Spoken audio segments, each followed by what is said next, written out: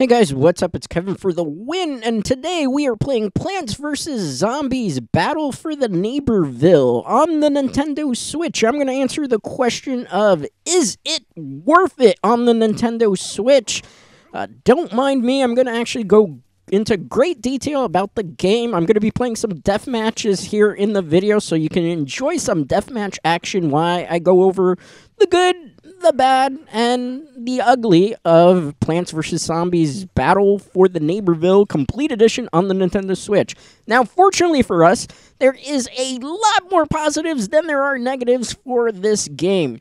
First thing that is incredibly positive about this game, and it's a big difference from the versions available on different platforms, is the fact that in Plants vs. Zombies Battle for the Neighborville on Nintendo Switch, you can unlock every cosmetic, every character, every emote, every win victory pose, so on and so forth by simply just playing the game. They have done away with all the microtransactions that were available in the versions of the game and have done away with them completely, so you can earn every cosmetic, character, graphical thing like an emote, not to be confused with an emo, and as well as banners and whatnot. And you know, there's a lot of little trinkets that you could get. You can get them all in the game via the in-game currency, and the in-game currency can be basically earned by playing not only the story mode, but by just playing the game regularly, like in a deathmatch where you kill some things, kill some zombies, you earn some coins that way. Every time you level up, you'll be getting these bulb items, which is what they replaced those rainbow crystals with. The rainbow crystals are the in-game currency for the other platforms that was basically microtransactions where you had to spend your money. That's been replaced on the Nintendo Switch version of this game for the bulbs, which you just get by leveling up your character. Any character that you level up and you earn a bulb, and there's different other little tasks that you can do on the side, and you earn bulbs that way as well. And use those bulbs to basically go through the prize maps and earn the extra goodies that way. So that's great. For the characters that are locked, they are all 500,000 gold coins. Honestly, you can unlock the majority of all the characters probably just simply by playing through the story mode of the game. As for story mode is incredibly impressive on its own. Story mode has you playing two really big maps as the plant faction. And then for the zombie side, there's two big maps as well, which basically it's two extra story acts, which you go through and you do missions, and it's basically kind of like an open world, not like these maps that you see on Deathmatch. So you go through an open world type of experience, and you go and you collect chests to get coins, and you collect little trinkets here and there, and you find gold chests and you unlock them, but you can only unlock them if you go through the story mode missions. There's not a lot of story mode missions for any of the story. However, there's tons of collectibles which are tied to unlocking particularly cosmetics in the story mode. So it is definitely worth not ignoring the story mode side of Plants vs. Zombies, as you can get a lot of good goodies that way as well. Now, another very good positive of Plant vs. Zombies on the Nintendo Switch is the fact that all the modes in the game, that being story mode, deathmatch, and there's many different types of deathmatch options, such as Team Vanish, and then there's also kind of a capture the flag type of game, which is called Suburban Nation, as well as many other different modes. Too many to really, honestly, just go into great detail in this particular video, but all of those particular modes can be played, brace yourselves for this one, offline. There are offline bots, which are something that was not available in the previous version. So you can play this entire game. Let's say you're one of those people that does not have a Nintendo Switch online membership, which is actually a thing. People don't have that. Or you are somebody whose internet is not the greatest, which mine at times is pretty wonky, depending on the day. Or your internet's not super great. Or you just kind of just want to play a game casually on your own, playing bots and stuff. Well, fear not, this entire game, every mode can be played offline, which is, oh, case in point there. Look, I just did a particular objective and was able to get a prize bulb, which you just get by earning some experience points. So That's what I was talking about. That replaces the rainbow crystals for in-game currency as well as the gold coins. But yes, every mode can be played offline, including death matches. The bots are surprisingly very difficult. They're really good. Even on normal difficulty setting, they do extremely well. And if you're not picking a character that you're super familiar with, I do like this particular Colonel on the Cob, as it's called, or whatever it is. You actually will lose matches even on normal against bots. And if the bots are still too easy for you on normal because maybe you're a pro at Plants vs. Zombie, there is the extreme mode, as they call it, which is crazy and then like insane difficulty, where these bots get incredibly hard to deal with, and they will pretty much own you like if you were playing against a very savvy, seasoned veteran of online mode. So there is that. So every mode can be played offline. Surprisingly, there is a great amount of content to unlock in this game. This actually will have you busy for a while. As of this recording, I've only gotten about 25% and 35% of the cosmetics. I haven't unlocked all the characters that are available to play with in the game yet. I am missing 2 of the zombies. They both cost 500,000 gold coins. I'm probably going to unlock one pretty soon in the not-too-distant future, and then the other one. Then there's all the other cosmetics. There's a lot of things to unlock. This is going to keep you busy, even if you're not playing this online, for probably months at a time, unless you're like going super hard and crazy and playing this like 24/7. So that is another positive. Another positive about this is for all the content you're getting, including the ability to play this game entirely offline, it only costs $40. Price tag is $39.99. Some people might argue, well, this is a port of a game that's been out on other consoles, so maybe that's not really worth it. But most games on Nintendo Switch, even ones that are ported over, case in point was Burnout Paradise, that's a $60 game. Fortunately, I picked it up on sale because I waited for a sale. But, you know, considering the amount of content you're getting for this particular game, $40 is actually a very good steal. Now, in terms of gameplay mechanics for Plants vs. Zombies Battle for the Neighborville, if you like Splatoon and you like Paladins and Overwatch, those particular games come to mind when you're playing it. They kind of have a mix of that. It feels very Splatoonish in terms of its art style and the way it plays in terms of the ability. But then in terms of the modes, it feels definitely sort of like Paladins and Overwatch in the sense that there's many different types of game objectives that you can do. So despite its cutesy exterior, this is a pretty in-depth third-person type of shooter game that can keep you very busy in that case. See, I'm doing a zombie round now, so you can see I have the 2 zombies that are unlocked, which is the wizard and the TV guy. 5,000 coins each, which is pretty easy. About 2 days of grinding, really. Maybe. Like, the way I'm grinding, because I'm grinding through actually story mode to get it. I'm going to play as the 80s action hero. Good thing is that every character, they call them heroes, ironically, even the zombies, though. Every particular character that you play with has actually a level up chart that they have, and they can unlock abilities which will make them better or not, so there's nice modifiers that you could do, which adds a very good layer of depth to the gameplay. As for the controls, they're very super easy to get used to. You know, you're shooting with the trigger, the ZR trigger, and then you are aiming with the ZL trigger, and then the X button is one of your specials, the L button is one of your other specials, and the R button is one of your other specials, and to dash, you simply hold in the control stick on the left side, and you run. Case in point, right there, as you see. So, controls are very easy to pick up, very good to master. Now let's talk a little bit about the negatives for Plants vs. Zombies Battle for the Neighborville on Nintendo Switch. First thing that we're going to talk about is that this is the first Nintendo Switch game that is running on the Frostbite free engine. That is an engine that is very familiar for a lot of very good top-tier games that are actually available on the PS4 and Xbox One, as well as some of the stuff that is running on the PS5. Now, it's truly amazing that people said a long time ago that the Frostbite free engine could never work or run on the Nintendo Switch. Well, the folks at EA were able to figure this one out. So, this is the Frostbite free engine. In order to get it to run on the Nintendo Switch, there were some graphical and a couple of mode little changes here and there to be able to get it to work. On the graphical side, Plants vs. Zombies Battle for the Neighborville Complete Edition on Nintendo Switch runs at 990p docked, so it is not a 1080p running game. And then on the handheld side, it fares a little bit better as it runs at 720p. So, ironically, when you're playing on particularly docked mode, you are going to see that this is not as graphically intense or as refined as the PS4 version of this same game, or the Xbox One version of this game, or the PC/Steam version of this game.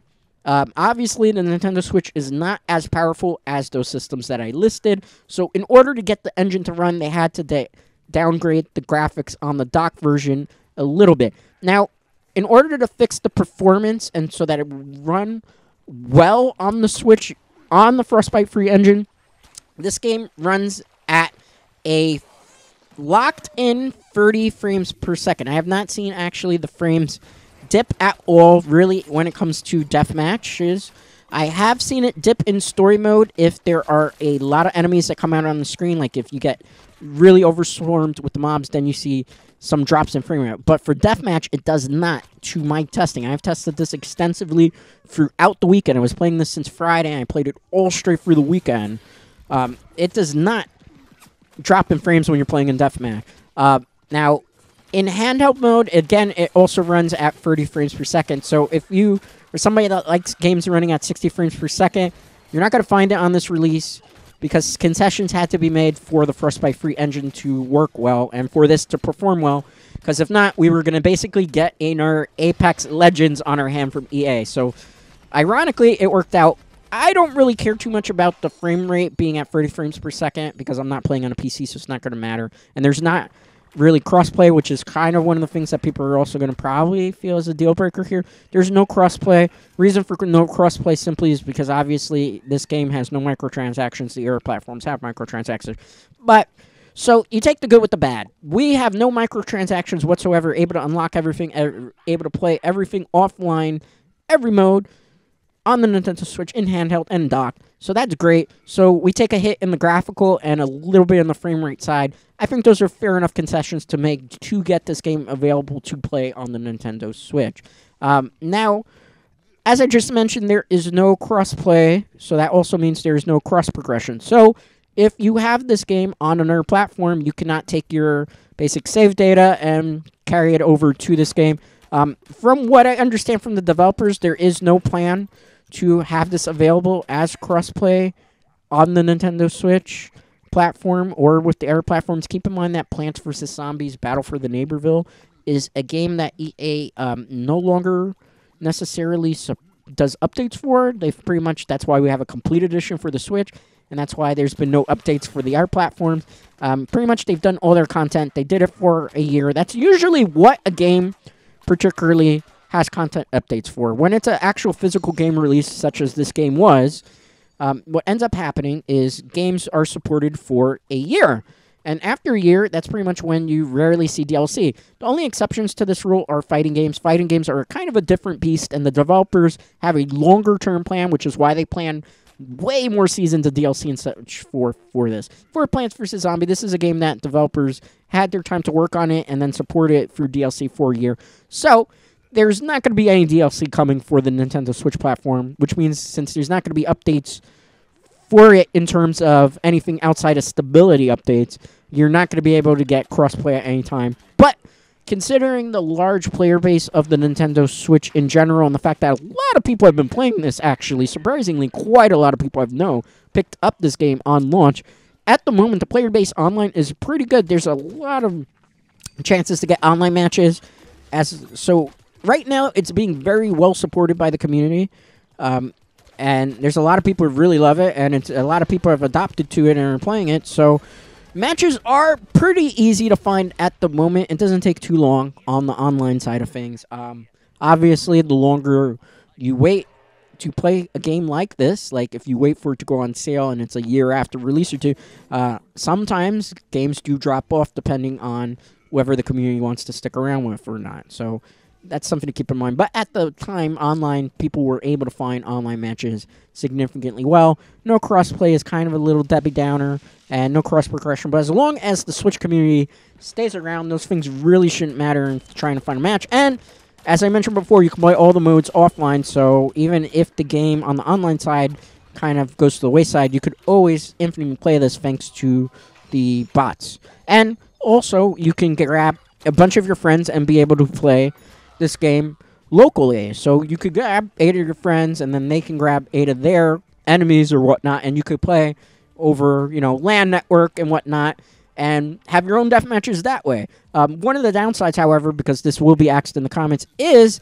there is no split-screen co-op. This was available in our modes for different platforms. Unfortunately, in order to get this to run perfectly and not have hiccups with the frame rate or to have some hiccups with the Frostbite free engine, the developers decided that they would not do local split screen for Plants vs. Zombies. So if you want to play this with a sibling or a girlfriend or a boyfriend or a husband or a wife and whatnot and so forth, they're going to need their own Nintendo Switch with their own copy of the game to be able to play it with you. So keep that in mind, no local split screen. So if you have a child and use both, your children share the system, this is going to probably be a problem in terms of playing, because they won't be able to play with each other if they only have one system, one Switch, and they share that Switch. So that's kind of a downside, too. That's a little bit of a negative, particularly for parents. So that's that disclaimer on that end. We managed to pick up another victory here in Deathmatch with Zombies. I actually, first time playing as the 80s action zombie hero, and I think that was a pretty good performance there, guys. So, yeah, look at that. We got 10 Vanish streak and a 13 Vanishes team player there. I'm going to do one more match because we do got a little bit more to talk about with Plants vs. Zombies Battle for the Neighborville on Switch. So, as we already talked about, there is a little bit more negatives here. Now, usually for the air platforms, Team Vanish in particular has a 12-on-12 matchup. Usually it's 12 players against 12 players. Now, again, because this is the Frostbite free engine and because the Nintendo Switch is not as powerful as a hardware as, let's say, the PS4, the Xbox One, and particularly PCs that are very souped up and run on, obviously they play this off Steam, keep in mind that they had to make some changes there. So instead of 12 versus 12 for the Nintendo Switch platform, it's 8 versus 8. Not having those 4 extra players in the matchup does make things a little less chaotic, and that might be a little downer for people who want 12 versus 12. However, for the sake of performance and the fact that, as you've seen in this playthrough, I haven't seen the frames drop really at all here, and it's been very consistent, and the performance, I haven't had any sort of performance issue. I think the 8 versus 8 style definitely works a bit better to get this to run and work the right way. I'd much rather have it work and run properly if it meant losing 4 extra teammates and 4 extra enemies, so that's that.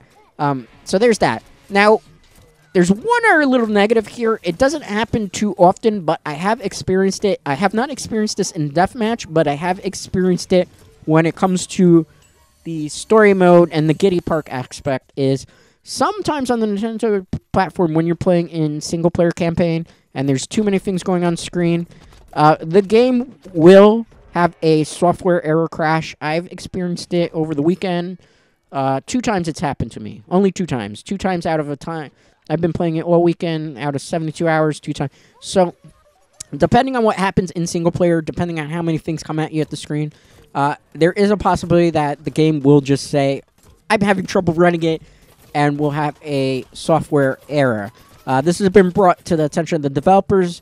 Probably it's something that they will fix in a patch for a stability update, because I believe we are getting stability updates, and it's not just like they update the game and that's it, or they can put the game out and that's it. So it's one of the things. It does happen. It's happened once or twice to me, not very often. It is kind of negative that it happens, but this happens even on major releases. It happens on Fortnite even, guys. When the new Fortnite comes out, there is times where software error. There's just too many things that happen on screen. Sometimes just crazy things happen. The game blocks up because it just can't process everything that's happening. That's a very isolated incident. Again, I've been playing well over 72 hours over the weekend, and it only happened 2 times. But it is something to look out for. So, in closing, here are some of the positives here. So, you can play all the modes offline. There are absolutely no microtransactions, as they've replaced the microtransactions with in-game currency that is very easy to play and get. All you have to do is simply play through Deathmatch and play through single-player campaign. And you will earn these things just naturally by playing. And you can unlock every single cosmetic. There is one hitch, though, which I guess would count for a downside here.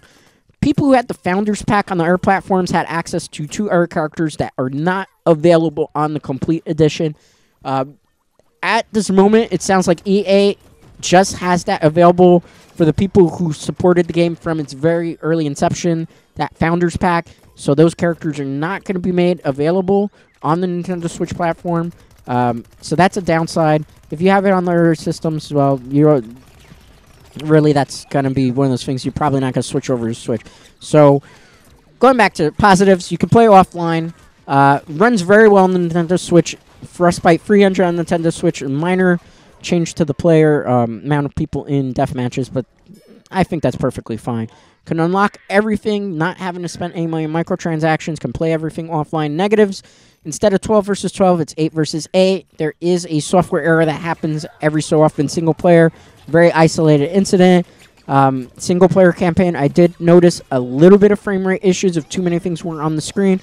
Again, just because in single player there's tons of mobs and there's way more things on screen at the time. A little hard for the game to manage that way. Might be a negative for some. Runs at 30 frames per second as opposed to 60 frames per second. 990 in dock ratio. 720p in handheld. I think in handheld it looks really, really good. On the dock, it looks pretty good. You can tell there was some concessions that were made. Obviously, if you are very familiar with graphics or even design, you can see certain things are a bit shinier than they probably should be, but that's how they kind of get away with things on the Nintendo Switch. Look at Paladins in particular, that kind of rasterizes certain environments in order to get the game to run correctly on that. So that's some very minor things. So that's pretty much it. So ultimately, because we're counting down to the very end of this matchup, I think we're going to win this one very quickly.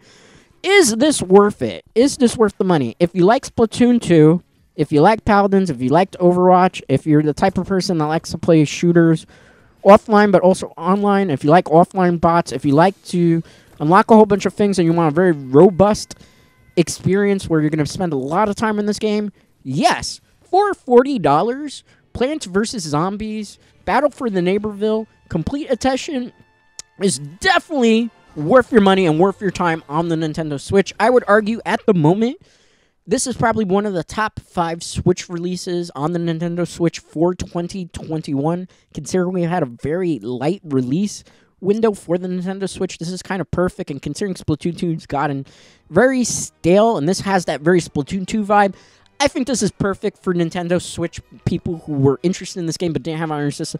If you have this on their system, unless you're winning a double dip so you don't want to spend money on microtransactions or you just spend more time with your Switch now and like this game and love it, definitely could be worth it, but probably if you have it on a different console, don't invest in it. So that's going to do it, guys. Thanks for watching this video. If you like what you saw, consider giving this video a like and subscribing to the channel if you haven't already subscribed.